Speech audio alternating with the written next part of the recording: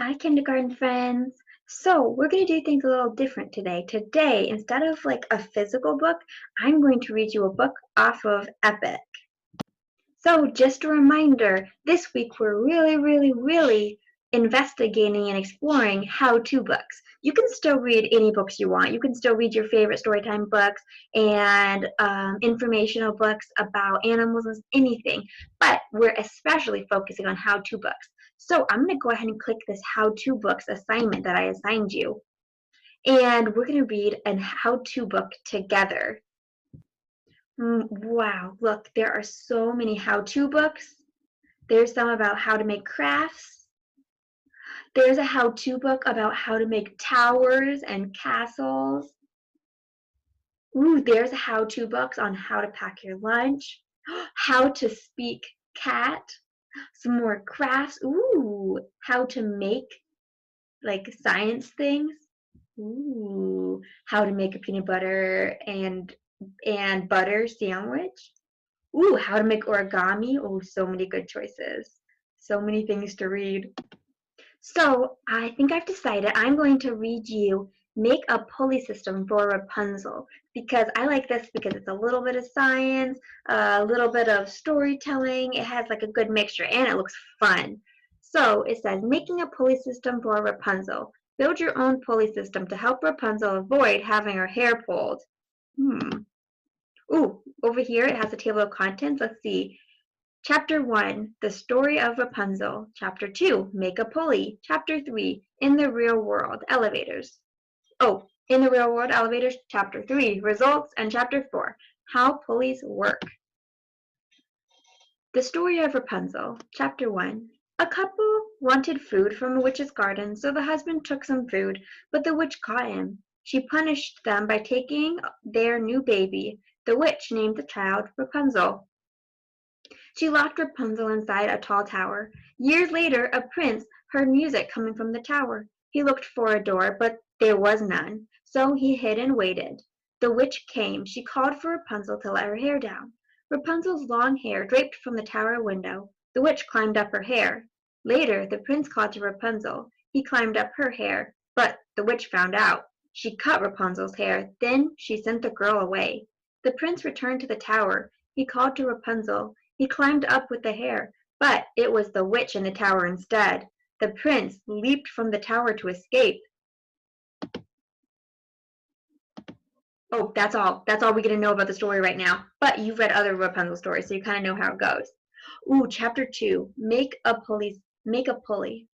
To enter the tower, the prince had to climb Rapunzel's hair, but he could have used a pulley instead. This simple machine makes it easier to lift things.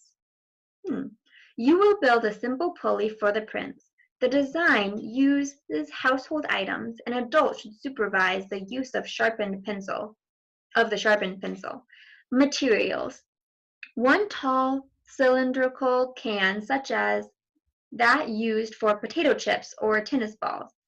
Rocks or other small, heavy objects to weigh down the can. One sharpened pencil, 2 clothespins, 24 inches of yarn or string, 1 small paperclip, 1 pipe cleaner, several coins.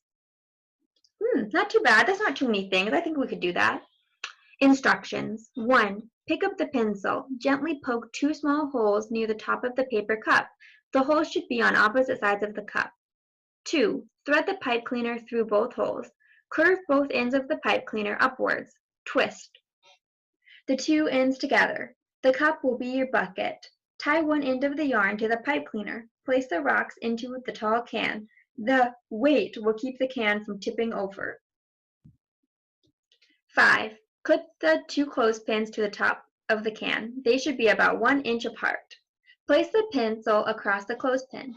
Loop the loose ends of the yarn over the pencil. It should rest between the 2 clothespins. Gently pull down on the yarn. The bucket will lift.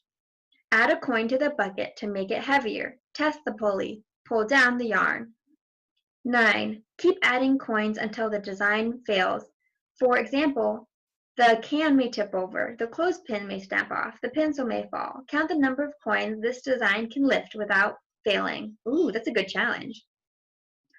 Ooh, and now the rest of this book is telling us about elevators. Elevators are examples of pulleys in action. The elevator car connects to strong metal cables. The cables wrap around the wheels, and the wheels are far above the car. An electric motor pushes the cables. This movement pulls the car up. Normally, the motor would need to lift the car's full weight, but elevators use counterweight. This weight balances the car's weight.